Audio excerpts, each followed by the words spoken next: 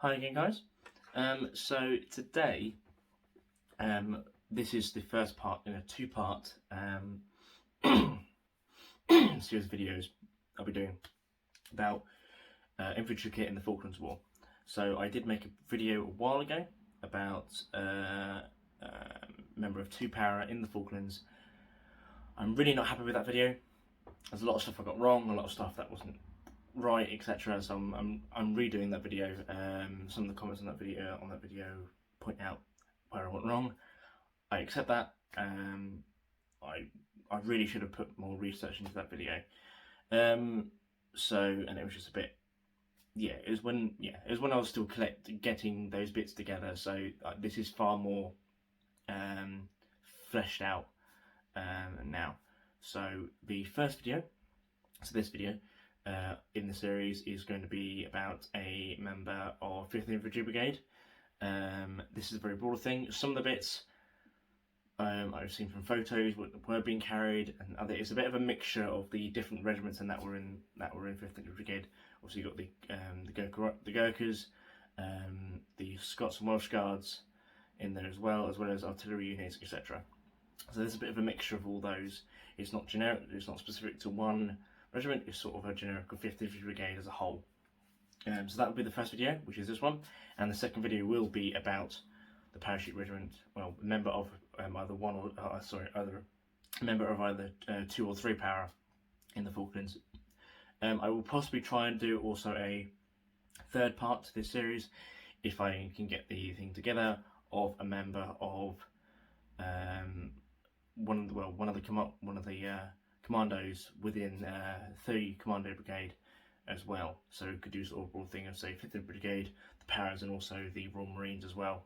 So one of the Royal Marine commandos, I think I'm trying to do that. So I think there was 30 command. I think it was like 40 commando, I think, as well as several others, as well as commando artillery batteries, etc. As well as you had members of the Royal Tank Regiment, I think, who brought out scorpions and scimitars as well as other things as well. So I'll be going into that into the other video. So without further ado, this video has been a long time coming. These selection of videos anyway. So let's get into the video. Okay, welcome back. So here we are. Excuse me. Sorry about the ticks. They're picking up quite a bit lately. Okay, so as I said in the intro, we're looking at a member of 5th Infantry Brigade. This is a general look and a mixture of, say, kit I've seen from different photographs, etc. So it's a bit of a mixture, not exactly general of one person, but it's a mixture of what I've seen through photographs, etc. So a mix of, say, guys from the Scots Guards, from the Gurkhas, etc. So starting from the top, working our way down, we have the Arctic Cap. So this is a slightly later version, so post-War One, post-Falklands War One. Basically exactly the same. The only difference is the top of the inside of the cap itself is fur is sort of faux fur lined. The original ones at the time, the wartime ones, have a quilted inliner to them, and they still have the same type of overlap for the ears, but the inside is a quilted type, like the same quilting that's inside the hood on the parka here. So yeah, and they have a slightly taller bill on the cap as well, but basically exactly the same, and serves exactly the same function, obviously. So the bill could be folded down, etc., if need be. But yeah, great bit of kit, keeps you very nice and warm, and the later versions are very good as well. But the early versions are brilliant. So yeah, so there's that. Obviously, it's used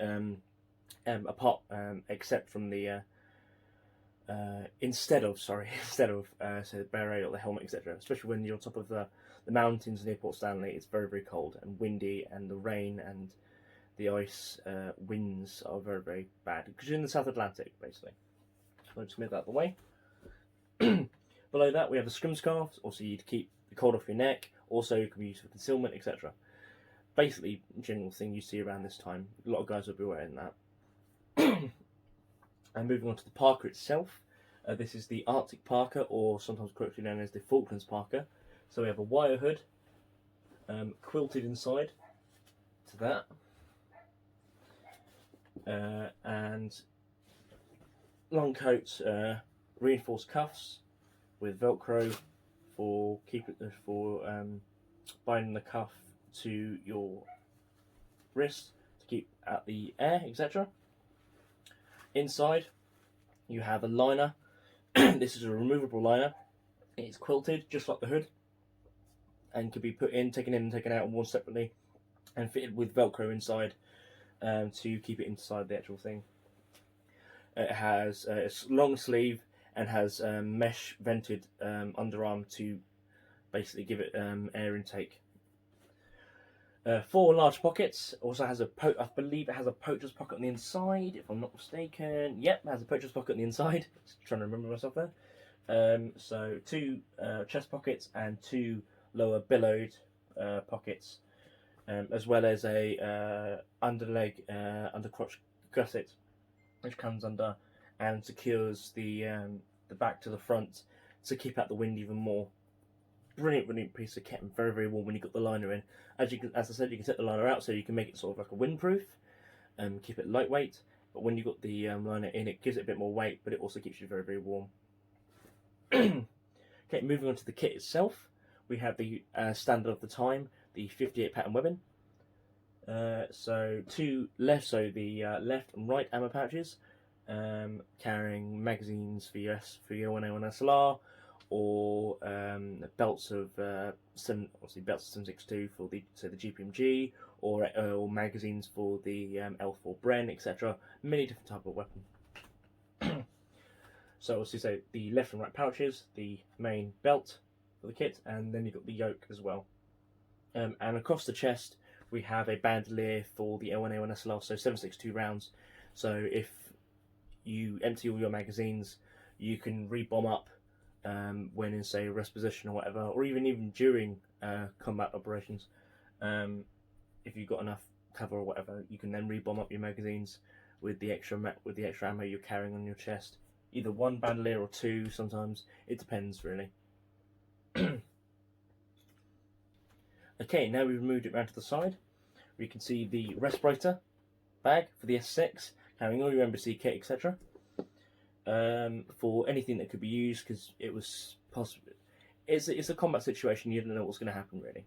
So S6 was to be warm. Then we have the left ammo pouch, magazine pouch, carrying your bayonet, which the frog was integral to the pouch itself, just like the 44 pattern. So this is the bayonet for the L1A1 SLR, carrying a couple of magazines for the L1A1 as well.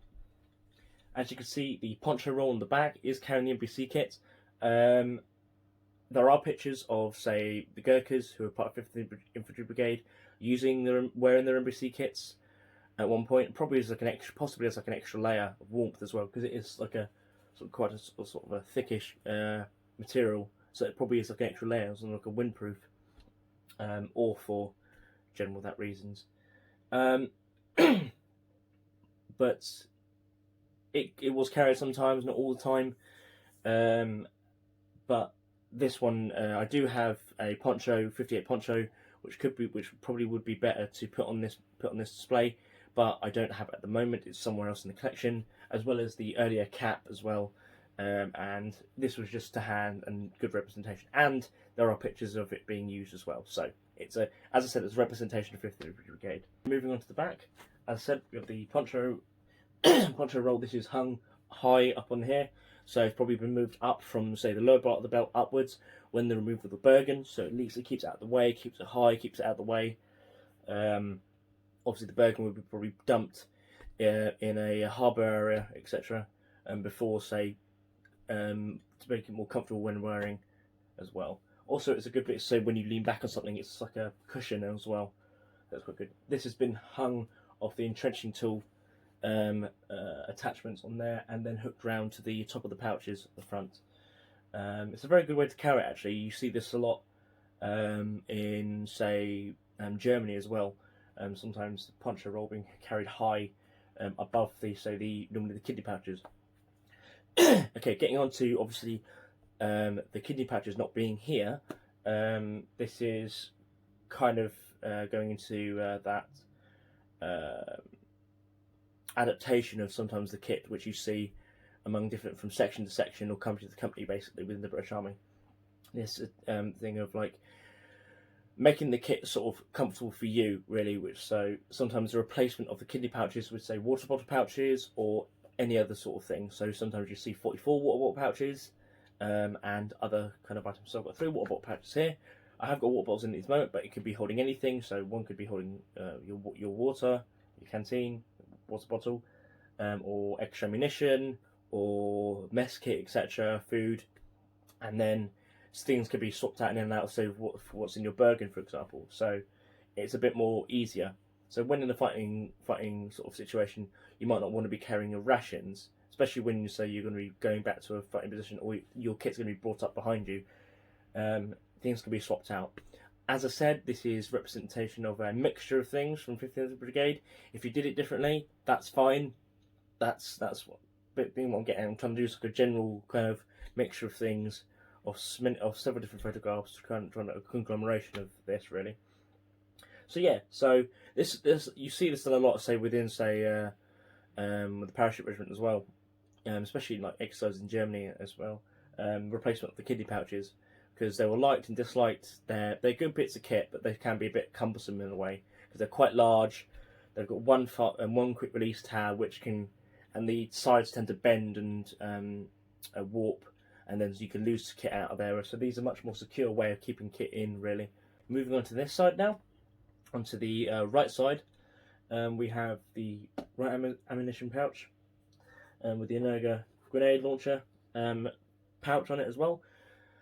As I said in previous videos, this was rarely used after a short period in service. The Energa grenade launcher for the FFL or the SLR, and it was used for anything: knife, fork, and spoon, anything, lighters, you name it, whatever you wanted to put in there, you put in there, really. It's up to the user, really. I've got another magazine pouch on here. So this is a second pattern magazine pouch. Well, it's a private purchase. I actually made one, actually, to be frank. Possibly for carrying belts for the GPMG or extra magazines for the L4 Bren, basically. Just as there's like an extra bit of carrying capacity there, which is slightly larger than the water bottle pouch and probably a bit more functional for, say, quick access, etc. As I said, this is it's kit which they would sort of customise to whatever they needed, really, depending on whatever their troop commander or section commander or even company commander would possibly say, or platoon commander, I should say, as well. So yeah, that's really that thing. Well, we'll turn it around to the front now, and we'll wrap up this video. Okay, so that's the video for today. It'll cut to me in a second, and so this is just wrapping up. As I said, 15th Brigade. Any tips, any criticisms, please let me know down in the comments. Really, really appreciate it. Okay, so I'll catch you back to me in the future. So I really, really hope you enjoyed that. Again, anything I misspoke or got wrong, please put in the comments below, and I'll be happy to answer those questions or make improvements in future. Stay tuned for the next video, which should be out within a day or two.